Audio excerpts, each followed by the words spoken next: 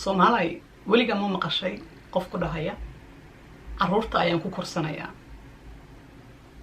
Caruurta darteed ayaa ninkan kula joogaa. Ama nin dhahaya caruurtan darteed ayaa naagtan kula jooga oo caruurtan ku korsanayaa. Weliga ma maqashay. Taasi farxad ma keentaa, wax qurux badan se ma tahay. Su'aal weeyaan ay tahay in la isweydiiyo. ila soco programkayga dhamaantiis wada daawo si aad pointigayga iyo ulajeedada xeerada salkeeda aad wax uga ogaatid. Bismillah, assalaamu calaykum waraxmatullaahi wabarakaatuh. aad baan idin salaamay walaalaha dhamaantiin meel kasta oo dunida calidaad ka joogtaan. aad baan idin soo dhaweynayaa, soo dhawaada. waxaan aad soo dhaweynayaa oo kale dadka cusub ee channelkayga ma aragtay ku soo biiray soo dhawaada walaalayaal. magacayga waxaa la yiraahdaa Nimco Glam. channelkayga waxaan kusoo gudbiyaa waxyaabo aad iyo aad u kala duwan oo xaqiiqatan idin xiiso gelin doona. waxaan kusoo gudbiyaa makeupka, maaragtay timaha, maaragtay skincare-ka, hadduu allaba qadarkeeda leeyahay waxaan kusoo gudbiyaa caataynta iyo raayadka. waxaan kusoo gudbiyaa wacyigelin iyo maaragtay iyo dhiirigelinba. waxyaabo badan ayaan channelkayga aan kusoo gudbiya xaqiiqatan waad ka heli doontaan. marka dadka igu cusub ee soo siyaaday soo dhawaada. dadkii hore ila joogayna aad baan idin salaamaya idinkana walaalayaal. caawa waxaan idin hayaa program xaqiiqatan maaragtay aad xasaasi u ah. runtuna cidna kama naxiso runtii. inagu Soomaali haddaynu nahay waxaanu jecelnahay waxyaabaha maaragtay qayaaliga ah iyo in la meermeero iyo waxyaabo noocaas ah. laakiin runtu cidna kama naxiso xaqiiqatan.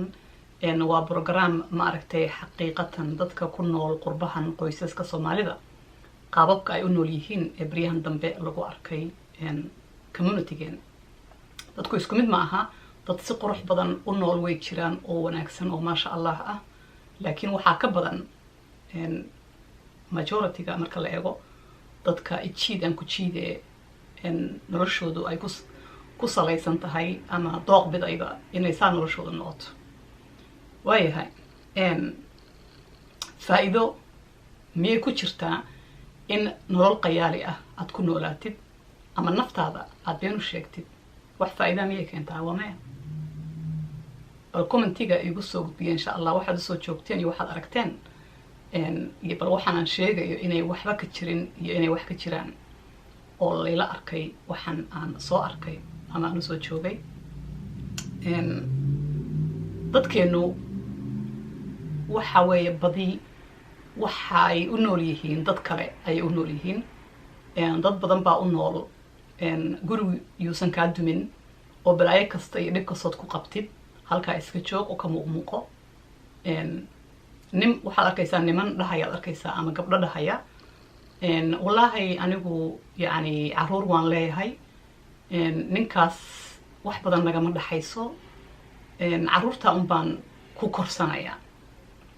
gabdho saa dhaha way jiraan. haddana waxaan meesha ka maqlayn wiilal saa yidhaahdana way jiraanoo waxay wiilashuna yidhaahdaan wallaahi taasi mid faa'iido leh ma aha oo caruurta ayaan ku korsadaayo taas baan meesha uga muuqmuuqdaa. waayahay taas markaa nolol ma noqonaysaa? nolol taasi ma noqonaysaa? dad naftoodiiba been u sheegaya oo nolol qayaali ah ku nool. nolol ma aha xaqiiqatan. in nafta been loo sheegana wax qurux badan ma aha. intaad idinkii soo dhaafteen dhibaatadiinii ayaad caruurtan masaakiinta ahee mayeeraanka ah aad galaafanaysaan noloshooda. waayo ilmuhu wuu kaa sokeeyaa wuuna kaa shisheeyaa. ha u malayn caruurtan inay waxba ogeyn. caruur maaragtay hooyadood iyo aabahood dhabarka ay isku jeedinayaan. caruur hooyadood iyo aabahood farxad iyo qurux ayaan ka muuqan. caruur hooyadood iyo aabahood ay isku kadeedan yihiin oon isfahan oolin. markay caruurtu arkaan caruurtii ayaad wax u dhimaysaa ood iyagii baad bedelaysaa. mustaqbalkooda dambe iyo futurekooda iyo noloshoodana mid qurux badan ma noqonayso oo adiga ayaa ku ciyaaray. adigaa noqday qof selfish oo calooshiisa u shaqaysta ah. halkaad islahayd caruur baa maaragtay aan nin ku korsanaya ama ninkuna uu lahaa naagtan caruur ku korsanaya. caruurtii waad wax yeelayseen. marka walaalayaal xalku muxuu yahay? waayahe dhibaatadii way jirtaa waa la ogyahay community-ga taalaaye xalku muxuu yahay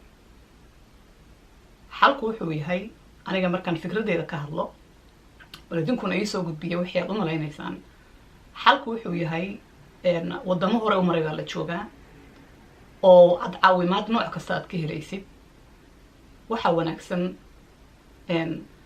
haddii aad doonaysid in aad guurkaaga aad safe garaysid oo reer qurux badan iyo caruur qurux badan iyo family qurux badan aad noqotaan waxaa jira meelo la tago oo dadka isqaba dad professionala intay aad u tagtid ayaad ma aragtay waxaa la yidhaahdaa waa dadkan maxaa la dhahayay therapyga sameeya isqabitaanka marriageka waxa la yidhaaho ayaad u tagaysaan waa laba qof oo haddaad tihiin dee caqliga ka wada siman oo ciladan doonaya inay xalliyaan si ay uga baxaan dhibaatada halkaas baad tegaysaan wixii problem ah ayaad miiska saaraysaan markaa dadka professionalka idin caawinayo oo steps la qaato iyo sidan iyo kan iyo idin sheegaya marka at least waa try garaysa inaad family qurux badan aad soo saartid oo isfahankani meesha laga saaro oo laysku yimaado try garay sidaas hadday kuu shaqayso alxamdulilah haddii laakiin dadkeenu taas xitaa cayb ay moodaan moogta cayb ma ahan waxaa ka fool xun dad afka isku buurayo oo dhabarka istusayo oo haddana nolol ku wada nool ayaa ka fool xun marka saa markaad samaysid wax qurux badan baa soo baxaya haddii taa aadan samayn karin walaal caruurta ha galaafsanina ilaahay in la wada joogo oo guurku wax wanaagsan in la wada joogo oo nolol qurux badan la samaysto oo wax wanaagsan oo ilaahay wuu jecelya isla at same time ilaahay wuxuu soo dejiyay haddii laysku kadeedmo oo laysku dhibaatoodo in la kala fududaado wax qurux badan ma aha wuxuu ilaahay jecelyahay ma aha laakiin xal ayay noqonaysaa taasi marka caruur aad moralka ka dishay caruur aad ma aragtay ku ciyaartay mustaqbalkooda caruur ma aragtay aad baabi'isay oo hooyo iyo aabe foolxun kusoo dhex koray intay caruurtaada berito noqon lahaayeen waxaad dani kuugu jirtaa intaad naftaada inaad run u sheegtid oo noloshan qayaaliga ayo nin baan ku korsanayaa caruurta iyo naagtaan caruurta ku korsanayaa intaad iska daysaan aad caqligaas aad u baxdid caruurtiina laba waalid oo faraxsan aad bay ma aragtay u farxayaan markay arkaan yaa caruurtu waxay doonayaan waa farxad marka ha u malayn markasta hooyo iyo aabo wada joogo oo jujuub iyo dhibaato iyo buuq ku wada jooga inay qurux ay caruurtan u galayso ama faa'iido meeshaas ka dhalanayso ya marka aniga taladeedu waa sidaas inaan nafta been loo sheegin in ma aragtay ilmuhu ay arkaan hooyo iyo aabe faraxsan ama ha wada joogaan ama hooyo iyo aabe kala tegay ha noqdaan taas ayaa qurux badan marka qayaalin yaan laysku sheegin been yaan laysku sheegin caruurta yaan la lugweynin intaas ayaan kusoo gabagabaynayaa intaan ku kulmi doono programkan xigi doona kan ka xigi doona waxaan idinkaga tegayaa salaanta islaamka oo ah assalaamu calaykum waraxmatullaahi wabarakaatu